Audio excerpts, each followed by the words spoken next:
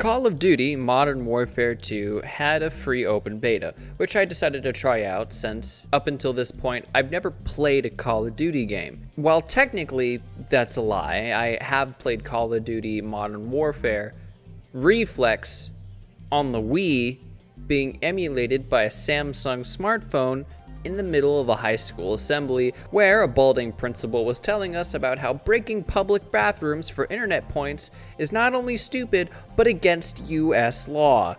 So, essentially I'm going into this franchise completely blind with very little expectations.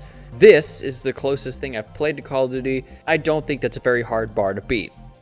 I had a few issues with the game crashing on startup, but once it worked, it never happened again. I made an Activision account because I had to. I know this isn't the game's fault, and I hate to get annoyed by the little things, but why did it not let me create my own display name when I made the account? I have to wait 6 months to do that.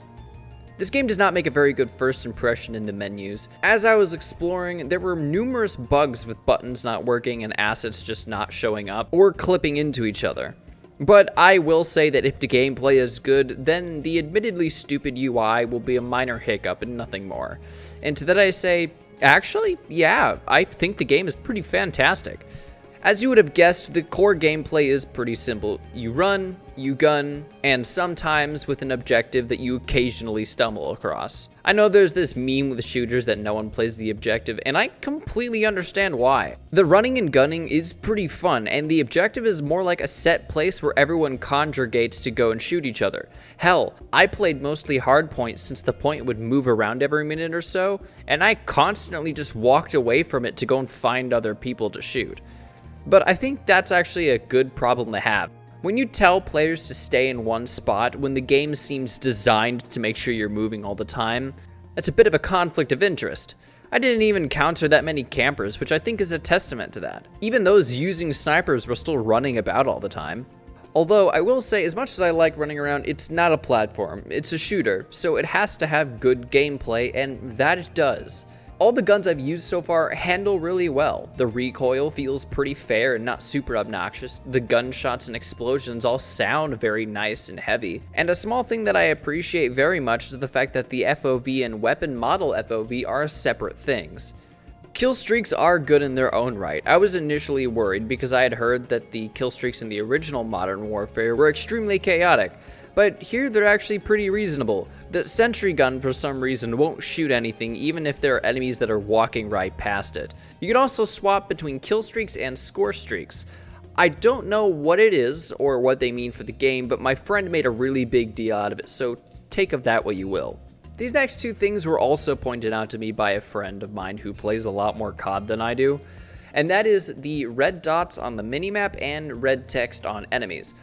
For the red dots, I assumed that everyone was using a silencer like me, and that the red dots would only show up if they were shooting without one. Apparently, that's not the case, which to me seems like it nullifies the one purpose that silencers have. There's also no red text on enemies. I didn't know what he was talking about, but apparently in older games, when your crosshair was on a target, red text would show up indicating that they were, in fact, never really was on your side.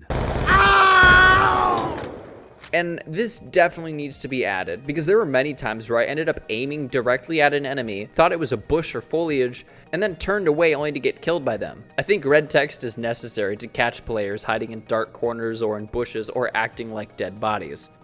I do think the game modes available were fun. Hardpoint was probably my most played, and I like to knock out a lot as well. And I will say that I think Ground War may have done what Battlefield does better than Battlefield. The vehicles handle very nicely, and there's just as much traveling as there is active firefights, which I thought was a lot of fun. The only game mode that I didn't care for was the third-person mosh pit, mostly because it felt really nauseating to play. I don't think third-person works for a game like this, but overall, the game is fun. Rounds are pretty short and low commitment, which works for the more casual shooter I think Call of Duty is trying to be. For the most part, throughout my playtime, I had no connection problems, but when I did, it really felt like, I swear officer, I haven't been drinking, and what am I doing with my life? The only issue I had with the moment-to-moment gameplay was probably the heavy reliance on sound and how loud everything was. It definitely felt like I was a pretty sizable disadvantage if I had anything else going on in the background. Normally, the way I enjoy games casually is with the game volume turned down drastically or just off completely, with some YouTube documentary on some micro celebrity I've never heard of. But the difference between the two are night and day, and I feel like that's a design choice that punishes those who just want to play more casually. The custom loadouts were pretty good, even though I wasn't able to dive too deep into it. For weapon customizations, each weapon can have up to 5 attachments each. However, the one thing I don't understand is how some weapons just don't have any attachments or progression at all. For the most part, I didn't have an issue leveling up a gun to max level 20. But some are locked at level 1, which doesn't make a whole lot of sense to me. I'm not sure if they're going to be stuck at their base level forever, or if this was just something for the beta alone, but if it was in the beta alone, then why wouldn't you just let us interact with your customization more? I feel like that's a kind of a stupid choice. Whether if it was just a beta choice or if they're just not ready, I was really looking forward to customizing the guns, so it is a little bit disappointing to find out that like half of them are stuck the way they are. There is, however, this other progression that I think is a really cool concept and something that I don't think I've seen before.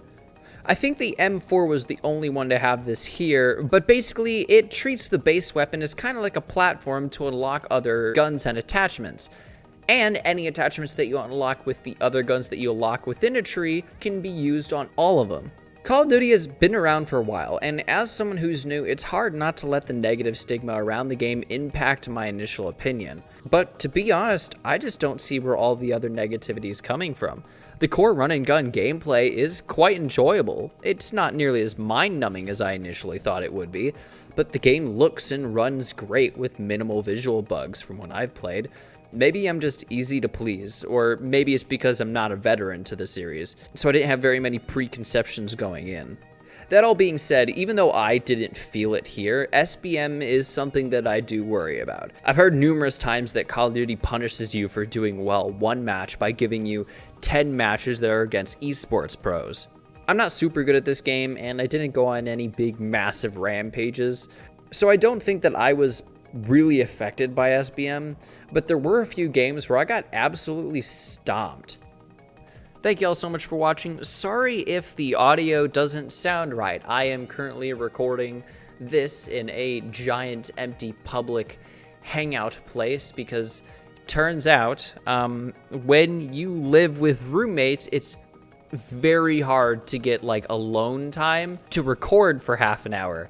So now the only thing I have is this big, empty, very echoey room, and I'm holding a microphone with a laptop on my lap, which is burning my legs, and it's super painful.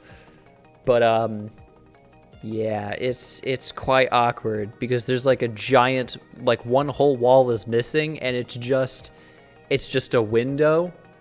And there's this one dude who's been staring at me the whole time, talking into a microphone. So he's doing Fortnite dances because he sees me looking back at him. This was a terrible idea.